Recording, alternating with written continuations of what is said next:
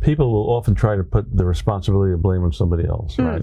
So you know this thing where you point to somebody, it's your fault, right? Okay. Yeah.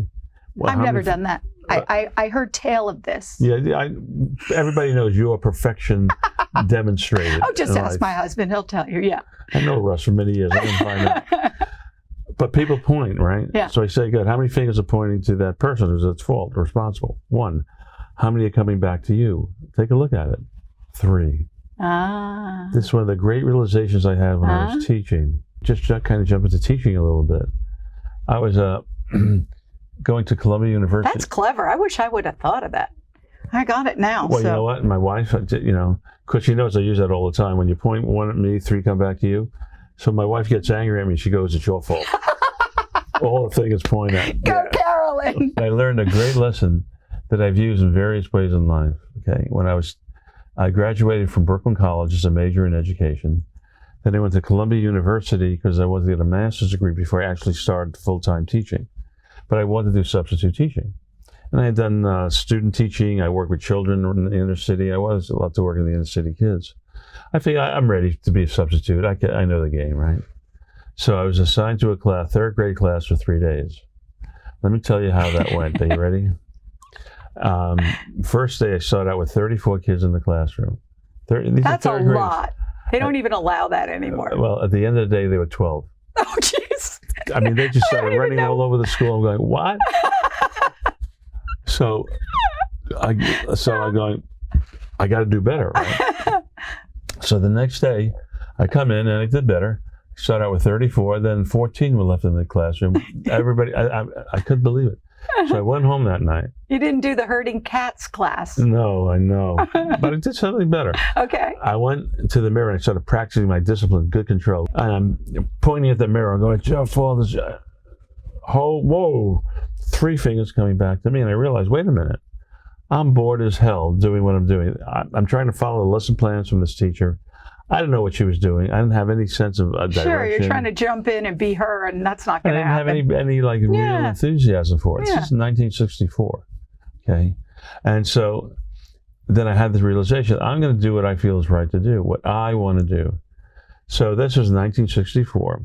It's before all the common tools we have now to hear yourself on a tape recorder, on these little cassette players. Everybody hears their voice, right?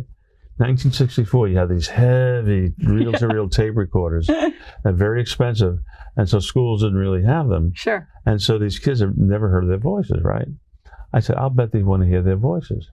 So I bring what was called a Wallensack tape recorder. I lug it into school the next day, and I put it down.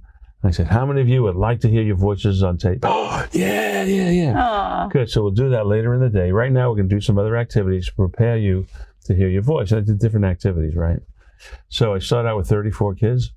I ended up with 37. That's awesome. I want to hear my voice, right? You see, but I learned that it was my responsibility. What am I not doing that I know I should do, but I'm not doing it? Or what do I have to learn to get even better at it? Yeah. So that lesson of really, sure, the kids have some responsibility. Yeah. Okay. And that lesson was so important to me throughout my years as a teacher and as a parent in life. In this book that's out here, How to Grow a Child, A Child's Advice to Parents, it was written by 6 of my students. They wanted to give advice to parents, how to raise kids from a kid's point of view. It was brilliant. What year was that? That book came out in 1978. This book here is a later version. 25 years later, I had 3 of the 6 kids who wrote the book write their comments about the advice I gave as children. Now they're adults and parents, right? How cool is that? It's so cool, it's frozen, okay? That's how cool it is, all right? But there's a line in that book that I love. And what Anne, she was 9 years old when she wrote this. Look into your child and you shall see your reflection. 9 years old. 9 years old, brilliant. She's now a pediatric ophthalmologist. Is she? She's brilliant, just brilliant. Go, Anne. Yeah, Anne is there. But I realized the importance of my attitude.